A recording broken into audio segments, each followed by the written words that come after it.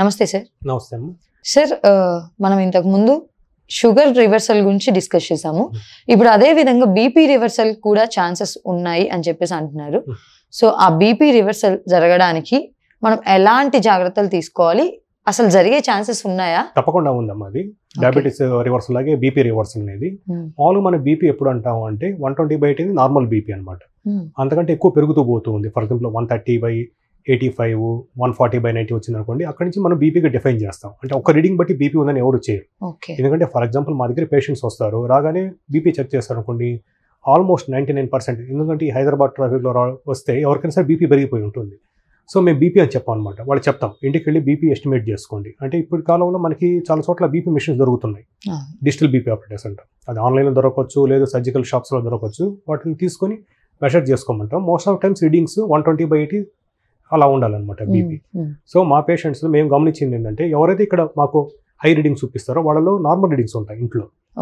కాబట్టి మనం ట్రీట్మెంట్ ఒక రీడింగ్ బట్టి ఎప్పుడు పెట్టకూడదు అనమాట. సో ఈ కమర్షియల్ వాటిలో ఏం జరుగుతుందంటే, ఒక రీడింగ్ బట్టి బీపీ ట్రీట్మెంట్ స్టార్ట్ చేసాం అనుకోండి, కొన్ని రోజుల తర్వాత వాళ్ళకి కావాలని మళ్ళీ బీపీ రీడింగ్ చేసాం అనుకోండి, బీపీ రివర్సల్ అని కొన్ని ఇలాజికల్ ఎలిమెంట్స్ అవుతారు అనమాట. అలా కాదు.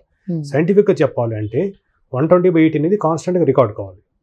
దాంట్లో 2 మెథడ్స్ ఉంది. ఒకటి వచ్చి ఇంతకుముందు మనం అనుకున్నట్లు డిజిటల్ బీపీ ఆపరేటర్స్ మనం చెక్ చేసుకోవడం. ఇంకోటి వచ్చి ఏబీపీఎం అంటాం, అంబులేటరీ బ్లడ్ ప్రెషర్ మానిటరింగ్ అంటాము.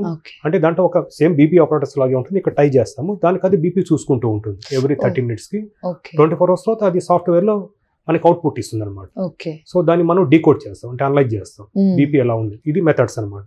సో ఈ రెండిట్లో నార్మల్ ఉంటేనే దాన్ని మనం బీపీ రివర్సల్ అంటాం. అసలు బీపీ రివర్సల్ అంటే ఏంటంటే, మన ఇండియాలో మామూలుగా ప్రతి మనిషి రోజుకి 4 గ్రాములు సాల్ట్ తీసుకోవాలండి. కాబట్టి 4 గ్రామ్స్ సాల్ట్ తీసుకో, కానీ మనం మినిమం తగ్గం అనమాట. దానికి 3 టైమ్స్ ఎక్కువ తీసుకుంటాం. మినిమం 10 గ్రాములు సాల్ట్ తీసుకుంటాం. ఎందుకంటే మన నాలుగులు అలా అలవాటు పడిపోయాయి అనమాట టేస్ట్. దానికోసము ఆ 10 గ్రాములు దాటిన తర్వాత ఏముందంటే ప్రతిదీ మనకి సోడియం క్లోరైడ్. సో చాలా వరకు ఏంటంటే ఈ మధ్య కాలం వింటున్నాం లో సోడియం ఈ సాల్ట్ అని, తర్వాత పింక్ సాల్ట్ అని, రాక్ సాల్ట్ అని రకరకాలు వస్తున్నాయి. సేమ్ క్వశ్చన్స్ పేషెంట్స్ మమ్మల్ని అడుగుతూ ఉంటారు. ఏ సాల్ట్ అయినా, ఏ కలర్ సాల్ట్ అయినా, పింక్ కావచ్చు, ఇంకేదైనా బ్లూ కావచ్చు, ఏ సాల్ట్ అయినా నిజంగా అటు సాల్ట్ ఉందంటే, ఏదైనా సరే డెజర్ట్ సాల్ట్ కావచ్చు, సీ సాల్ట్ కావచ్చు, ప్రతి ఒక్కటి సోడియం క్లోరైడ్. ఎవ్రీథింగ్ ఈ సోడియం క్లోరైడ్. మనం దాంట్లో కొంచెం పొటాషియం ఏదో ఒకటి కలపవచ్చు ఆర్టిఫిషియల్ గా, బట్ ఇట్ ఈ సోడియం క్లోరైడ్. ఎప్పుడైతే మన దాంట్లో ఉప్పు ఎక్కువ అవుతుంటే బీపీ ఆటోమేటిక్గా పెరుగుతూ ఉంటుంది. సో బీపీ పెరిగినప్పుడు ఏం చేస్తాం, ఫస్ట్ చేయాల్సింది మన సాల్ట్ కంటెంట్ తగ్గించాలి.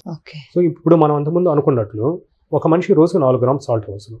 ఇప్పుడుండే ఫ్యామిలీస్ లో most of times modern families 4 ఉంటారు, భార్య భర్తలు 2, పిల్లలు 2, 4. సో ఒక మనిషి 4 గ్రాములు అయితే నలుగురికి ఎంత అండి, 16 గ్రాములు. నెలకి ఎంత, అప్రాక్సిమేట్గా ½ కేజీ. కానీ మన ఇండియాలో 2 కేజీలు 3 కేజీలు తగ్గరు అనమాట. ఈ లెక్క చెప్పాను అనుకోండి, చాలా మందికి అర్థం కాదు. సార్ నాకొకరికి తగ్గించుకుంటే మిగతా వాళ్ళు ఒప్పుకోరంటారు అనమాట. అట్లా కుదరదండి, అది ఒక రోజే జరుగుతుంది, 2 రోజులు జరుగుతుంది మ్యాక్సిమం.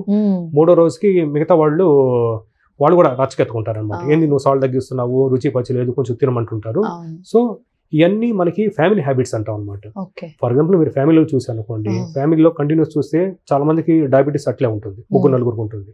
కొంతమంది బీపీ ఉంటుంది, కొంతమంది ఫ్యామిలీస్ థైరాయిడ్ ఎక్కువ ఉంటుంది, కొంతమంది ఫ్యామిలీస్ ఒబిసిటీ ఎక్కువ ఉంటుంది అనమాట. ఎందుకంటే ఇవన్నీ కామన్ హ్యాబిట్స్, అది ఫుడ్ బేస్డ్ హ్యాబిట్స్ అనమాట. సో అందరు కలిసి వెళ్తారు కదండి, అందరు కలిసి సినిమాకి వెళ్ళినట్లు, అందరు కలిసి రెస్టారెంట్కి వెళ్ళినట్లే సేమ్ కామన్ ఫుడ్ వాళ్ళు కామన్ కిచెన్ తింటున్నప్పుడు సేమ్ సాల్ట్ వెళ్ళిపోతూ ఉంటుంది.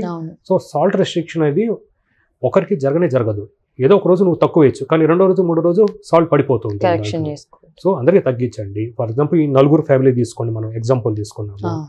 సో మిగిలిన ½ కేజీ ఏం చేయాలంటారు అనమాట. ½ కేజీ చూసిపోతే మనకి టెంప్టింగ్ గా ఉంటుంది. ½ కేజీ తీసి వేరే ఒక టిన్లో అంటే ఒక డబ్బాలు వేసేమని చెప్తాను, సపరేట్ చేసేస్తే ఈ ½ కేజీ నెలకు వచ్చినట్టు చూసుకోమని చెప్తాను. సో ఈ నిజంగా వీటిని పాటించే వాళ్ళల్లో దాంతోపాటు వాళ్ళు ఓవర్ వెయిట్ ఉన్నారనుకోండి, కొంచెం వెయిట్ రిడక్షన్ ప్రోగ్రామ్ నేను చెప్తాను అనమాట. వెయిట్ తగ్గితే కూడా బీపీ నార్మల్ అవుతుంటుంది. అలాగే వాళ్ళకి డయాబెటీస్ ఉందనుకోండి, డయాబెటీస్ కంట్రోల్ చేసుకోమని చెప్తాము. సో ఈ 3 మెథడ్స్ ద్వారా, ఒకటి మెయిన్ వచ్చి సాల్ట్ తగ్గించడము, physical activity, diabetes control, and last but not least most important fresh fruits intake అమ్మా. Fresh fruits, seasonal fruits. వాళ్ళకి డయాబెటీస్ లేదనుకుంటే పుచ్చకాయలు కూడా తినొచ్చు అన్నమాట. యాపిల్, బత్తాయి, బొప్పాయి, ఆరెంజ్ తింటాం, ఎందుకంటే వాటిలో పొటాషియం ఉంటుంది. సో ఫ్రెష్ ఫ్రూట్స్ తింటూ సాల్ట్ కంటెంట్ తగ్గించనుకోండి, అట్లీస్ట్ 30-40% మనం బీపీ రివర్స్ చేయొచ్చు అనమాట. ఇది నేను చెప్పదలుచుకుంది. కాకపోతే ఇది ఇంకా ఫేమస్ కాలేదు, ఎందుకంటే డయాబెటీస్ రివర్సల్ అనేది ఇప్పటివరకు చాలా ప్రచారమైంది, కానీ బీపీ రివర్సల్ ఇప్పుడు మనకి తెలుస్తూ ఉంది అనమాట. Because all these things are ఏదైనా సరే ఓవర్ వెయిట్ అంటే ఊబకాయం కావచ్చు, డయాబెటీస్ కావచ్చు, ఈ బీపీ కావచ్చు, ఇవన్నీ మన లైఫ్ స్టైల్ డిసీజ్. ఎప్పుడైతే మన లైఫ్ స్టైల్ మనము కరెక్ట్గా మనం చేసుకుంటామో, అట్లీస్ట్ ప్రయత్నిస్తామో, ఇవన్నీ రివర్స్ అయ్యడానికి ఛాన్స్ ఉంది. సరే, ఇక్కడ ఇంకో సందేహం, చాలా మంది ఇప్పుడు సాల్ట్ కంటెంట్ చాలా తక్కువ తీసుకునే వాళ్ళు కూడా ఉంటారు. వాళ్ళకి లైక్ బీపీ డౌన్ అవ్వడం, లేదా కొంచెం హెల్త్ పరంగా కొంచెం అంటే వాళ్ళు కొంచెం అన్కాన్షియస్ గా, లేదంటే కొంచెం డిఫరెంట్ కైండ్ ఆఫ్ ఉంటారు అనమాట. లైక్ అది సాల్ట్ తగ్గించడం వల్ల బేసిక్ గా మనం మాట్లాడుకున్న విధంగా అయితే హెల్త్ ఇష్యూస్ మనం రెక్టిఫై చేసుకోవచ్చు అని. అలా తగ్గించడం వల్ల ఎలాంటి ప్రాబ్లమ్స్ రావంటారా? అలా బీపీ డౌన్ అవ్వడం లేదంటే ఎలాంటి issues? This is another good question అమ్మా. యాక్చువల్గా కొంతమంది అడుగుతుంటారు, సార్ కొంచెం తక్కువ తినప్పుడు నాకు కళ్ళు తిరుగుతుంది అంటారు. ఏదో ఒకటి పట్టుకోవాల్సి వస్తూ ఉంది, సాయంత్రం అంటే నీరసంగా ఉంటుంది అంటున్నారు. అప్పుడు ఏం చేస్తారంటే వాళ్ళు మజ్జిగలోనో పెరుగులోనో లేదంటే మిగతా ఆర్ లెమనేడ్ అంటే నిమ్మకాయలు కానీ సాల్ట్ కలుపుకొని తాగుతారు అనమాట. అప్పుడు బాగుంది అంటారు. కానీ వాడిని మనం ఎగ్జామిన్ చేస్తే డాక్టర్గా most of them they will have iron deficiency. మన బాడీకి బేస్ ఎలిమెంట్ ఐరన్ అనమాట. అట్లయితే మనం ఇంతకుముందు డిస్కస్ చేసినట్లు మన బాడీకి బేస్ హార్మోన్ థైరాయిడ్ హార్మోన్ లాగా మన బాడీకి బేస్ ఎలిమెంట్ ఐరన్. ఇది సింపుల్ అనాలజీ అమ్మా. అది మనం దేవుడిని నమ్మినా నమ్మకపోయినా నిర్జీవమైన సజీవమైన ఒకటే కాన్సెప్ట్. ఇప్పుడు ఫర్ ఎగ్జాంపుల్ మీరు ఒక స్థలం కొన్నారు, దాంట్లో మీరు ఇల్లు కట్టాలనుకున్నారు. ఫస్ట్ ఏం వేస్తారు? నేరుగా ఇటుకలు పెట్టుకుని పేర్చుకోరు కదా. ఫస్ట్ ఏం వేస్తారు? బేస్మెంట్ ఐరన్ పిల్లర్స్ వేస్తారు. అట్లాగే మన బాడీ కూడా ఐరన్ అనేది మోస్ట్ ఇంపార్టెంట్.